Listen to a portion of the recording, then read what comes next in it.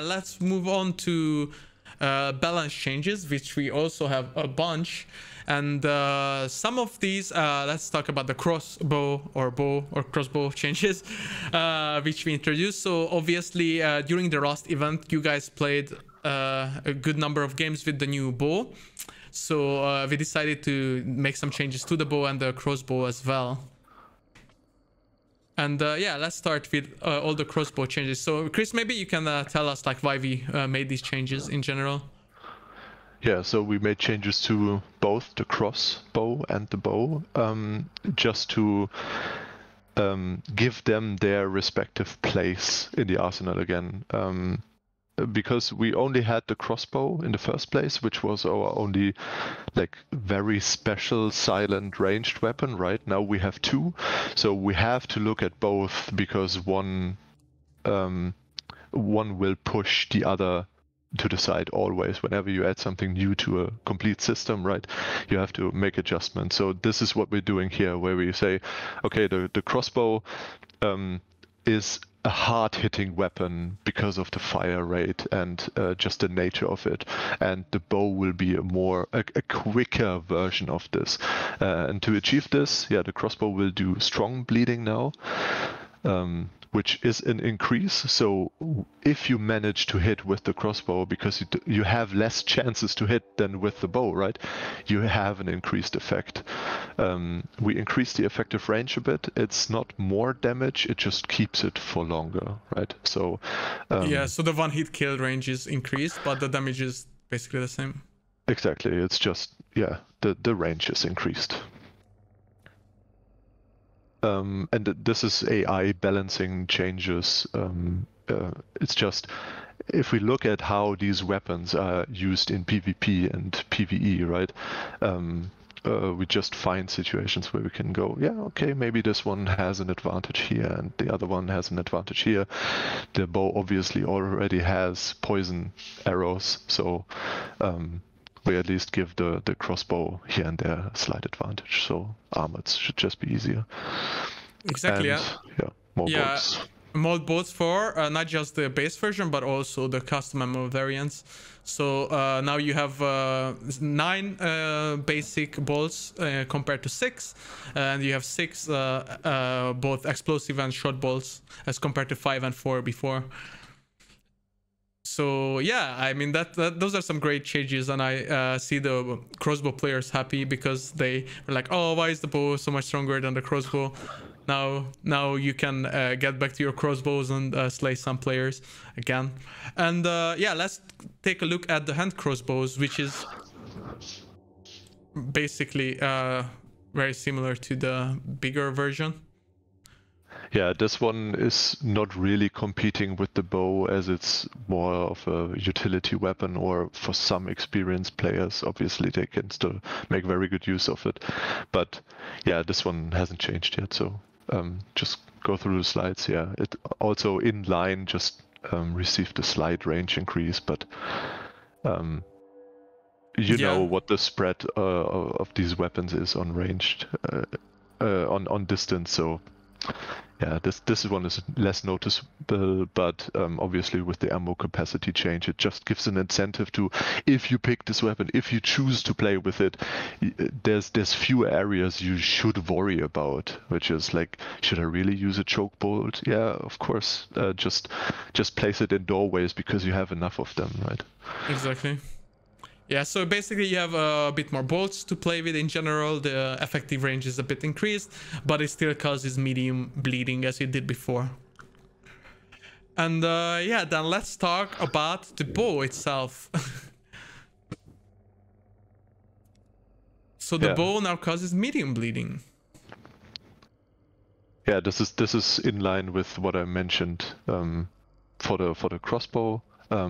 They just push away from each other a little bit and make them more distinct or distinctive, and that's why the crossbow hits harder in terms of bleeding, and the bow also had a slight issue. This is almost like a bug fix where sometimes if you hit an arm at certain distances, that already dealt like too much damage. So we polished that one a little bit. So some situations where you thought this shouldn't have killed me, we probably see fewer of them.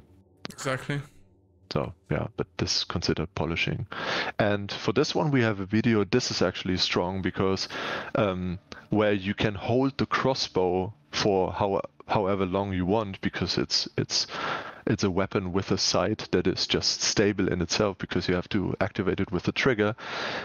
It's completely different to bows. You shouldn't actually hold a bow drawn for too long, and we reflect this more in the game now. We had it already in, but it wasn't enough. Where we say now, okay, if we consider the crossbow to be a single shot weapon and this one to be almost like a semi-auto weapon, depending on how much damage you want to output with the bow, we have to say, okay, if you actually hold it for too long and use it like a single shot weapon, you should have drawbacks, because that's what the crossbow should be for.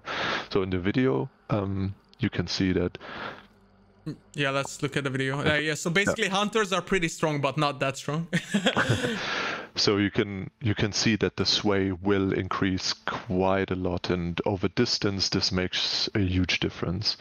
So if you draw the bow, you should be sure about your target already and then release timely, not to go into disadvantage territory. Exactly, the change is quite noticeable in the video as well. So yeah, before it was pretty stable, and now it like sways quite a lot. So I see people already happy about it.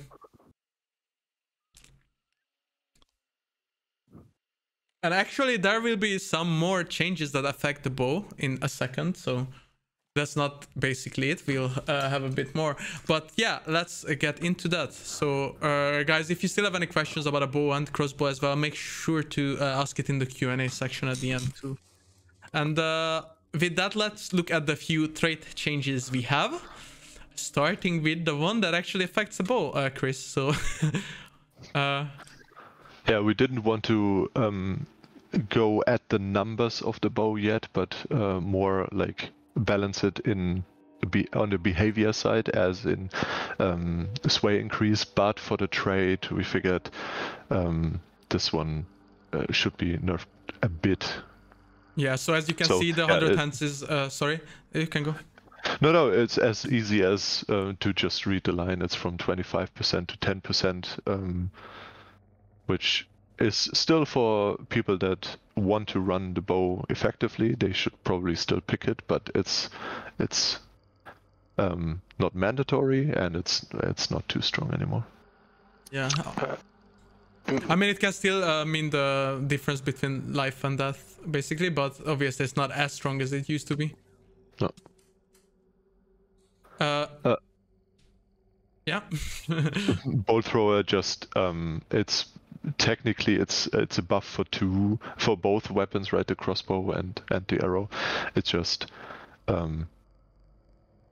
balancing. Yeah, it's just a bit cheaper now to buy. Yeah. Exactly. So just to read it out as well, so it's reduced from 4 upgrade points to 3 now. It's also more incentive. If you think about the crossbow, should I really bring it? But then I need to spend trade points, right? Yeah, you have to spend less now. That's the kind of considerations. Bolt Seer was renamed to Blade Seer just because it covers way more than just bolts. Yes, obviously it works for the throwing knives as well, for example, so it makes more sense. Throwing axe, yeah. Throwing axe, throwing knife. So it's like everything included. And lastly, the poacher trait was reduced from 2 trait points to only 1. Yeah, we wanted to have not a couple more, but for now one more 1-point trait, where sometimes you're just left with 1 point and you kind of want to spend it, but adrenaline or kite skin is not for everyone. So if you carry a lot of traps, then yeah, maybe just grab this one, maybe refund it later when you have more points for better ones. Exactly. So that's all the trait changes, guys.